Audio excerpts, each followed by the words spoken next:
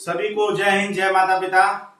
सेवा में श्रीमान पुलिस अधीक्षक महोदय गाजीपुर, सेवा में श्रीमान जिलाधिकारी महोदय गाजीपुर, सेवा में श्रीमान क्षेत्राधिकारी महोदय कासमाबाद, सेवा में थाना प्रभारी महोदय कासमाबाद एवं सेवा में श्रीमान मान्य उत्तर प्रदेश मुख्यमंत्री आदित्यनाथ योगी जी और समस्त जिला प्रदेश के अधिकारीगण और जनतागण। यह वीडियो मैं मुख्य रूप से गाजीपुर पुलिस अधीक्षक महोदय और जिलाधिकारी महोदय के लिए बना रहा हूं और उत्तर प्रदेश के डीजीपी साहब के लिए, डीआईजी साहब के लिए, आईजी साहब के लिए मैं बना रहा हूं ताकि आप इस वीडियो के माध्यम से एक बहुत बड़ी जो लापरवाही आपके प्रशासन द्वारा की जा रही है उसकी जांच गंभीरता से हो सके और मेरी भी बातें डीएम साहब और एसपी साहब गाजीपुर के सुन सकें। यह बात मैं क्यों बोल रहा हूं?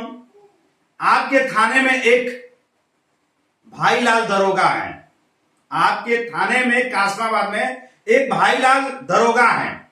वह ऐसे वर्ता करते हैं मेरे साथ जैसे लगता है कि मैं उनका किसी जमाने का दुश्मन हूं, बहुत बड़ा अपराधी हूं, आतंकवादी हूं, रेपी हूं, मर्डरी हूं। ये उनको लगता है क्योंकि मेरे खानदान के द्वारा उनको धन की लाभ मिलती है। कई वीडियो में मैंने बताया है कि भाईलाल दरोगा जो कासमाबाद में हैं उनके द्वारा मेरे ऊपर कई संगीन समस्या, अवैध समस्या को दिखाकर मुकदमाएं दर्ज की गई है और पैसे और राजनीतिक बल पे दर्ज की गई है।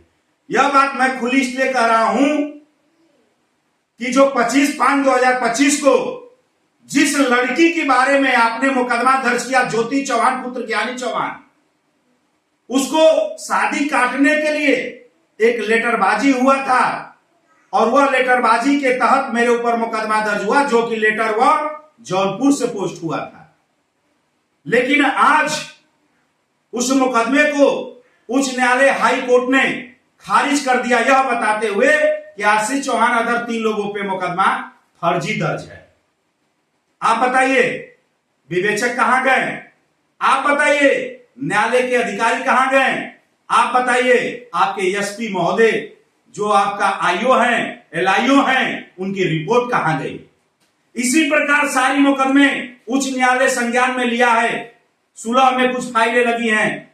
मैं डीएम साहब से पूछता हूं, डीएम साहब मान्य उच्च न्यायालय से ऊपर तो आप हैं नहीं, लेकिन आपने मान्य उच्च न्यायालय का भी आदेश को विचार विमर्श न करते हुए मुझे जिला बदल किया, तो कोई बात नहीं है।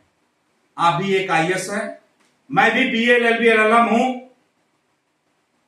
मैं भी आईएएस का एग्जाम में बैठने की चेष्टा रखता था, लेकिन यही खानदान मेरे ऊपर बचपन से लेकर आज तक शोषण कराते रहे, अवैध तरीकों से मुझे परेशान करते रहे, झूठी मुकदमा दर्ज कराते रहे। लेकिन महोदय आने वाले समय में मैं भी आईएएस पीसीएस के एग्जाम में बैठूंगा और आपको आईएएस बन के दिखाऊंगा, ये मेरा प्रण है। दूसरी चीज कि मैं आईएएस डीएम इसलिए नहीं बनूंगा कि मुझे पावर चाहिए और पावर का दुरुपयोग करूंगा, नहीं, जनहित कल्याण के लिए बैठूंगा और आने वाले समय में रिजाइन भी दूंगा और उत्तर प्रदेश की सरकार की कुर्सी पे बैठने की चाहत है मेरी, देश की कुर्सी पे बैठने की चाहत है मेरी।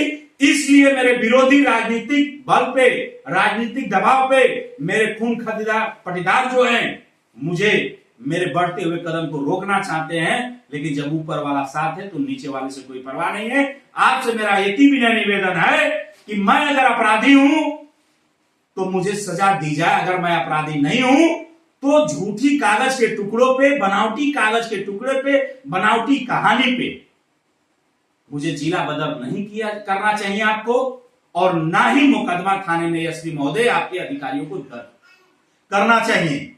यह मैं साबित कर चुका हूं 25/5/2025 को कि ज्ञानी चौहान द्वारा जो मेरे ऊपर अपने बेटी को लेकर आरोप लगाकर मुकदमा दर्ज कराई गई, जिसकी चार्जशीट न्यायालय में चला गया, मैं 482 में मैं हाई कोर्ट से उसको खारिज करा दिया। यह जज कहते हुए जज महोदय ने कहा कि यह मुकदमा गलत तरीके से दर्ज किया गया है।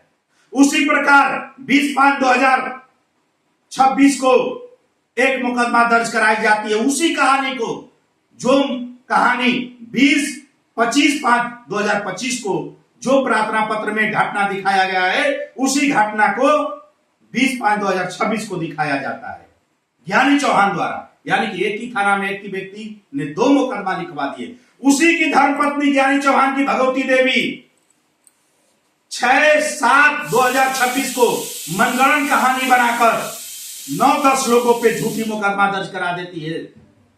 और आप कहां सोए हैं, किस दुनिया में सोए हैं? जिस ज्योति चौहान की बात कर रहे हैं, जिस ज्योति चौहान के ज्ञानी चौहान बात कर रहे हैं कि मेरी बेटी को अभद्र टिप्पणी की जा रही है, उस ज्योति चौहान का मैं पर्दाफाश करने वाला हूं। उस ज्योति चौहान के बॉयफ्रेंडों का सबूत और साक्ष्य गवाह के साथ आपको वीडियो देने वाला हूं।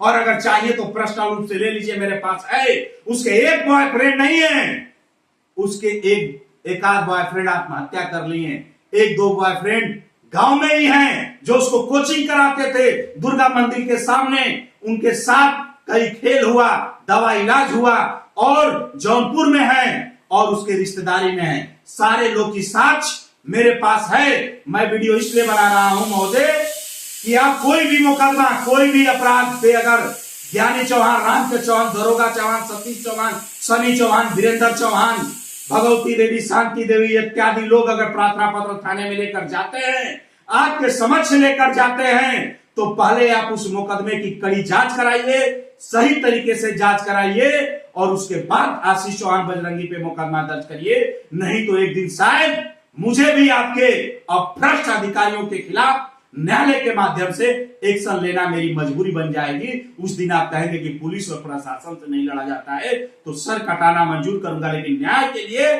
जीना मरना मेरे लिए कुछ भी नहीं है। इसलिए महोदय मैं आपसे सादर अनुरोध के साथ कर रहा हूं कि आप कोई भी प्रार्थना पत्र मेरे खिलाफ अगर देता है तो मुझसे साक्ष्य सबूत लीजिए, और मैं जो भी यूट्यूब पे बात बोलता हूं, फेसबुक पे बोलता हूं, उसमें सत्यता है, सही है, उसका साक्ष्य सबूत मेरे पास है। उसको जांच करिए, तब कोई मुकदमा आप दर्ज करिए या कार्रवाई करिए। यही मेरा आपसे निवेदन है। सभी को जय हिंद, जय माता पिता।